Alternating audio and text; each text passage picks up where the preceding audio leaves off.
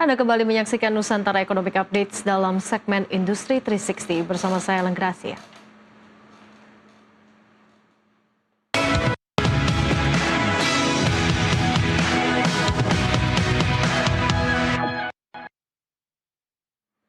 Pemerintah resmi mengumumkan kenaikan upah minimum provinsi UMP 2026. Kebijakan ini mendapatkan sorotan dari pengusaha garmen dan tekstil.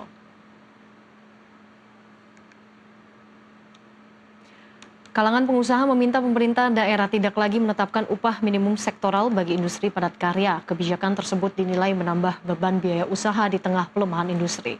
Ketua Umum Asosiasi Garmen dan Tekstil Indonesia (AGTI) menilai peningkatan kesejahteraan pekerja seharusnya dilakukan melalui peningkatan produktivitas dan efisiensi, bukan dengan penambahan beban struktural yang berisiko mengurangi lapangan kerja formal. Dunia usaha mendorong daerah berbasis industri garmen dan tekstil menerapkan nilai alfa pada batas minimal penetapan upah agar industri tetap memiliki ruang dalam menjaga daya saing dan keberlanjutan usaha. Pengusaha juga meminta pemerintah meninjau ulang regulasi agar lebih kondusif bagi pertumbuhan industri dan penciptaan lapangan kerja.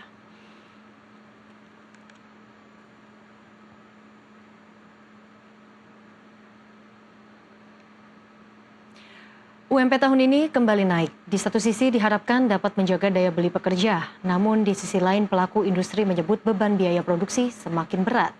Apakah kenaikan UMP saat ini masih seimbang dengan kondisi industri nasional? Selengkapnya kita akan membahas bersama dengan Ketua Umum Asosiasi Garmen dan Tekstil Indonesia (AGTI), Ibu Ana Patricia Sutanto. Bu Ana, selamat siang.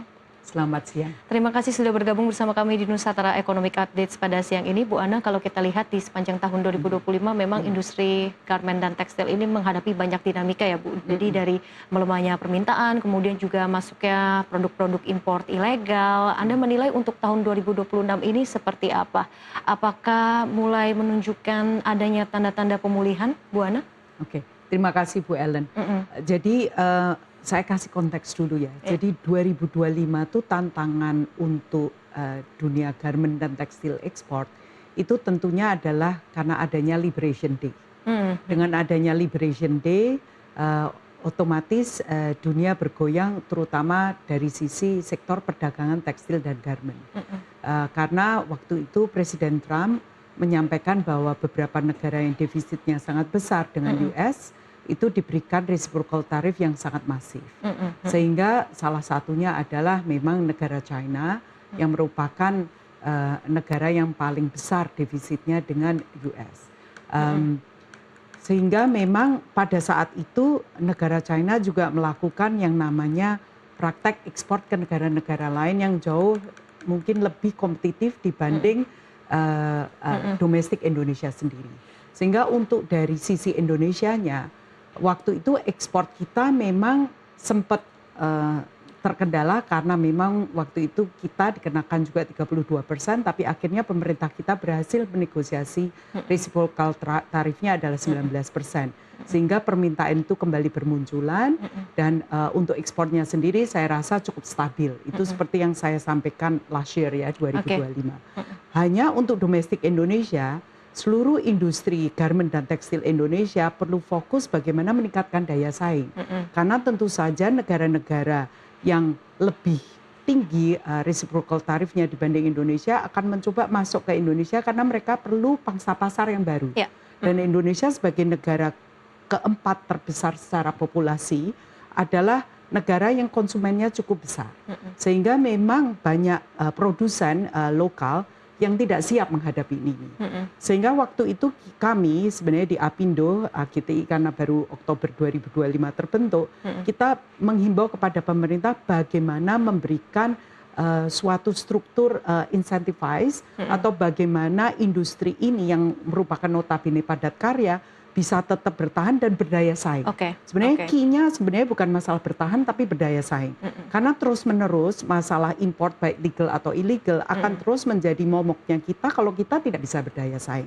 Sehingga ada beberapa aturan yang kami sampaikan melalui Asosiasi Pengusaha Indonesia maupun Asosiasi Garmen dan Tekstil Indonesia kepada pemerintah untuk dikaji dan diregulasi atau dengan kata lain dipermudah untuk tentunya semua sektor yang berhubungan dengan padat karya. Salah satunya adalah sektor garment dan tekstil. Oke, baik. Bu Ana, tadi kita kan juga berbicara terkait dengan pasar ekspor dan juga tarif dagang antara pemerintah dengan Amerika Serikat. Ini kan memang sudah berjalan negosiasinya. Jadi itu seberapa penting ya memang adanya penurunan tarif ini agar bisa nantinya juga berpengaruh positif bagi daya saing industri tekstil, terutama jika kita compare dengan negara-negara lain begitu ya, kan ada juga yang mendapatkan tarif 0% begitu, Bu Ana. Ya. Itu pertanyaan yang bagus sekali dan saya dengan senang hati menyampaikan ya. Jadi memang saat ini pemerintah kita kembali ke meja perundingan dengan Amerika Serikat. Mungkin Ibu Ellen juga dengar Desember yang lalu dari Kemenko maupun Pak Erlangga sendiri mendapatkan suatu positif signal dari US TR maupun US government, dan moga-moga di bulan Januari ini sudah ada hasil yang luar biasa dari pemerintah kita dengan pemerintah US. Intinya adalah kita perlu fokus, kenapa? Karena memang dunia melihat dalam hal ini para produsen dan juga brand supply chain ya. Kalau di ekosistem tekstil dan garment ini kita menyampaikan kitanya adalah rantai pasok atau supply chain. Jadi kita melihat bagaimana Indonesia ini bisa kompetitif secara tarif dulu. Last year kita sudah closing EU Indonesia. Last year kita juga sudah closing EU Kanada. Last year kita juga sudah closing EAEU. Diharapkan memang ratifikasinya itu terjadi tahun ini. Kita berharap juga DPR dengan pemerintah bisa meratifikasi tahun ini, dan dengan pemerintah yang negara yang kita punya bilateral agreement juga sama, sehingga kita di 2027 bisa manfaatkan. Dengan demikian memang aliran investasi baik PMDN PMA di Indonesia terhadap tekstil dan garment ini makin bertumbuh untuk tahun ini. Memang dampaknya belum tentu meningkatnya di tahun ini, karena investasi tahun ini tentu saja penjualan belum tentu terjadi tahun ini.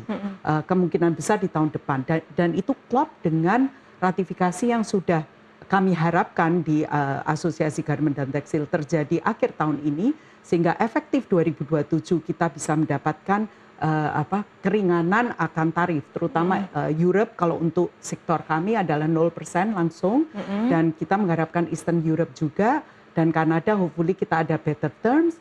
Dan untuk khususnya US, tadi kembali ke US, kami berharap bahwa pemerintah kita untuk sektor garment juga alas kaki kita mendapatkan, karena ini semua padat karya ya, kita mendapatkan juga kemudahan yang lebih baik daripada 19% itu sendiri. Kenapa? Tentunya dengan multi marketing ini kita berharap Indonesia adalah menjadi tujuan utama bagi para brand atau importer dunia garment dan tekstil untuk fokus melihat supply chain di Indonesia, dari garmentnya, dari tekstilnya, dari spinningnya maupun fibernya yang kita bisa produksi di Indonesia bisa memberikan nilai tambah. Dan dengan demikian kan lapangan kerja tercipta karena kita padat karya, dan diharapkan ini bisa kontribusi terhadap GDP growth-nya Indonesia. Ini ngomongin juga terkait dengan lapangan kerja. Tadi kan Bu Ana juga sempat mention, nah pemerintah kan juga menetapkan kebijakan UMP terbaru. Dari kacamata AGTI melihatnya, apakah sudah ada keseimbangan antara perlindungan antara pekerja dan juga keberlangsungan bisnis industri garment dan tekstil? Ya, saya mau kasih konteksnya dulu ya, agak sedikit lebar. Jadi bagi produsen garment dan tekstil yang orientasinya sebenarnya ekspor dan terutama supply ke global brands, Serikat Pekerja juga dengan Kemenakar paham bahwa kita harus patuh tuh. Malah apa yang sudah bertahun-tahun dijalankan, upah minimum provinsi, upah minimum kabupaten atau kota, nggak ada perusahaan garment yang hanya memberikan upah minimum. Karena di atas 1 tahun kita tuh selalu harus memberikan kebijakan namanya struktur skala upah. Dan itu sudah ada di dalam aturan pemerintah. Dan juga of course BPJS dan yang lain-lain is given, itu harus ada. Nah perlu dicermatin juga kenapa kami mention mengenai produktivitas dan efisiensi. Karena pada saat kita berdaya saing, yang dilihat oleh dunia terhadap kita, tentunya brand, buyers maupun importer, adalah apakah cost per goods sold yang kita produksi ini kompetitif di mata mereka dibandingkan negara lain. Dan negara lain, Bu Ellen, itu bukan hanya China ya, Ya. itu juga ada Vietnam, ada Kamboja, ada Bangladesh, ada India, ada Myanmar, juga ada Turki dan sebagainya. Malah sekarang saya dengar ada tambahan lagi Jordan dan Egypt, di mana Jordan dan Egypt yang tadi saya mau mention sedikit lagi, Jordan dan Egypt awalnya punya free trade agreement dengan US. Nah, dengan adanya reciprocal tariff, mereka hanya kena 10%. Sedangkan Indonesia saat ini kena 19%. Iya. So, to be honest and truthful, bahwa kita harus melihat bukan hanya satu sisi, tapi juga 360 degree. Oke. Karena andai kata kita nggak kompetitif secara COGS, yang ada bukannya penciptaan lapangan kerja, tapi ada pengurangan lapangan kerja. Efisiensi begitu ya, Ya. Bu Ana. Tapi kalau kita melihat posisi Indonesia dibandingkan negara-negara tadi yang disebutkan oleh Bu Ana, ada India, ada Vietnam, ada mungkin ada Jordan juga. Di manakah posisi Indonesia? Apakah sudah cukup kompetitif? Ya, jadi Indonesia ini mixed feeling ya every time. Tiap kali kita bisa meningkatkan produktivitas dan nilai tambah, kita akan kompetitif. Tapi begitu, mohon maaf ya, kita ditimpuk dengan upah minimum sektoral yang tidak bijaksana. Untuk pekerja kita dipush lagi terhadap produktivitas nilai tambah ini kan belum tentu semua pekerja sanggup. Oke, jadi ada gap antara kenaikan UMP dan juga tingkat produktivitas, begitu menurut Bu Ana? Selalu.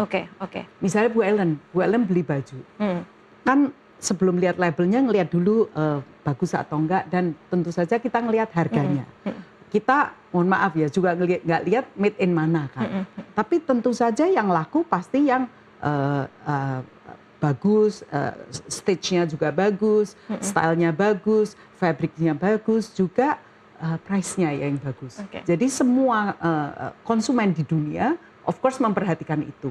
Jadi kalau Indonesia memang mau memiliki garment dan tekstil ini sebagai tulang punggungnya, kita harus selalu perhatikan itu. Oke, tapi dengan berbagai insentif yang juga sudah diberikan pemerintah untuk di akhir tahun lalu kan ini pemerintah menyiapkan berbagai insentif untuk sektor padat karya, ada PPh 21 ini tanggung pemerintah, kemudian tax holiday, PPh final UMKM juga ini kan masuk ya dalam industri garment dan tekstil. Apakah ini sudah cukup membantu atau masih diperlukan lagi evaluasi kebijakan lain ya, Bu Ana? Saya terima kasih Bu Ellen bring it up. Jadi saya mau share sedikit ya, PPh 21 itu bukan diberikan kepada pengusaha, tapi diberikan kepada pekerja. Jadi sebenarnya harus ditanyakan ke pekerja. Kalian kan sudah, terutama yang of course yang upahnya di bawah 10 juta ya, upah take home pay. Apakah sudah cukup dengan PPh 21 itu diberikan kembali? Karena untuk pengusaha efeknya sama. Bagi kami misalnya di pengusaha kita memang wajib pungut. Jadi dari awal dipungut oleh pemerintah atau tidak dipungut oleh pemerintah, tetap pekerjanya itu yang menikmati. Dikurangin untuk pemerintah, tidak dikurangin berarti untuk pekerja. Jadi efek cost of goods sold untuk pengusaha itu sama. Sama untuk saja. dunia usaha sama. Nah kemudian kita ngomong UMKM. Mohon maaf, UMKM itu fokusnya adalah untuk lokal, terutama majority. Saya nggak ngomong nggak ada yang ekspor ya, ada pasti. Majority untuk lokal. Issues-nya lokal, ini saya ngomong berdasarkan member saya ya. Nggak semua fabrics itu bisa, kan banyak juga UMKM kita yang garment. Banyak juga UMKM kita yang tekstil. Tapi UMKM yang tekstil sama garment terkadang sulit mendapatkan bahan baku. Karena kan mereka memang skalanya kecil. Ada minimum quantity yang perlu disupply oleh perusahaan-perusahaan besar. Nah itu ada gap. Itu yang pertama. Yang kedua, kalau itu masih bisa kita jembatanin. Tapi yang kedua adalah belum tentu raw materialnya ada di dalam negeri. Dan import license dari pemerintah sangat sulit karena HS code yang dipatok untuk lartasnya adalah HS code yang juga diproduksi oleh teman-teman yang di industri yang sebelumnya, yang di dalam subsektor tekstil ini.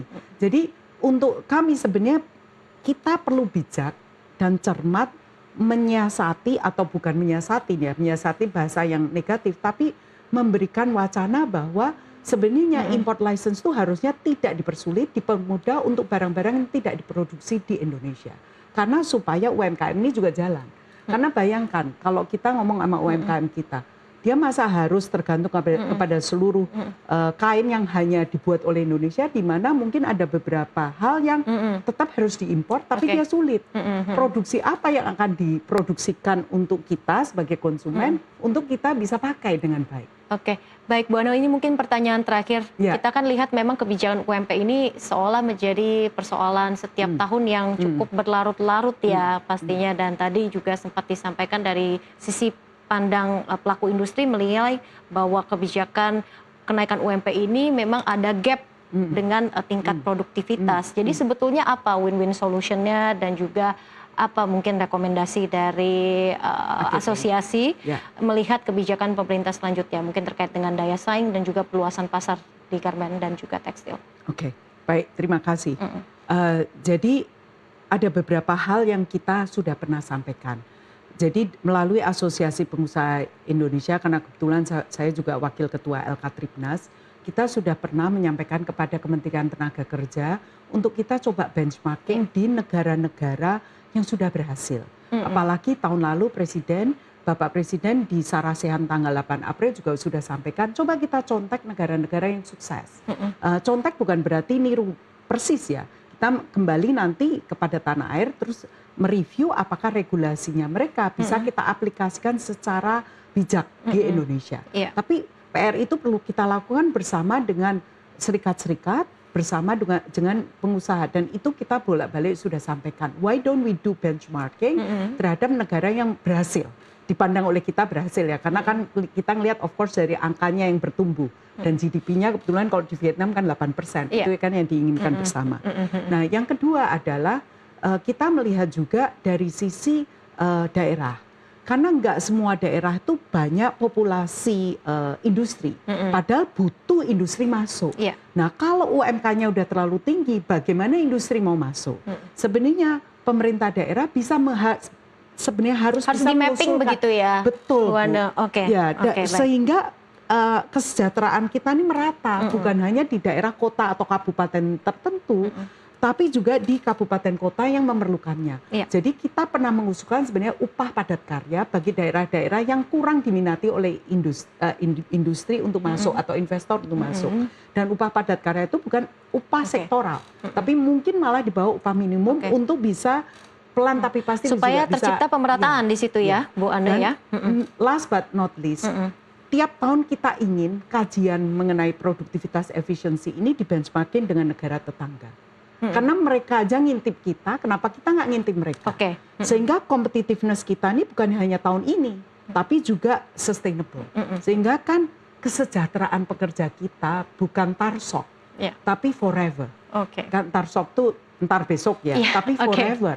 Begitu. Jangan sampai ntar besok, tapi kalau bisa sustainable keberlangsungannya dan juga keberlanjutannya ya begitu ya. Karena kepastian memberi pekerjaan, kepastian bekerja, itu perlu ada juga dong kepada pekerja kita. Jadi mereka bergairah dan bukan hanya memikirkan hari ini. Kepastian untuk seluruh pihak begitu. Baik, terima kasih Bu Ana Patricia Sutanto, Ketua Umum Asosiasi Garmen dan Tekstil Indonesia atas waktunya di Nusantara Economic Updates pada siang ini. Sukses dan selalu terima kasih untuk Bu Ana. Terima kasih. Dan pemirsa, dialog tadi sekaligus menutup perjumpaan kita hari ini. Ekonomi bukan sekedar angka, tapi nafas kehidupan kita semua. Dari pasar tradisional hingga industri digital. Dari rakyat kecil hingga kebijakan besar, semua saling terhubung. Saya Lenggracia pamit undur diri, sampai jumpa.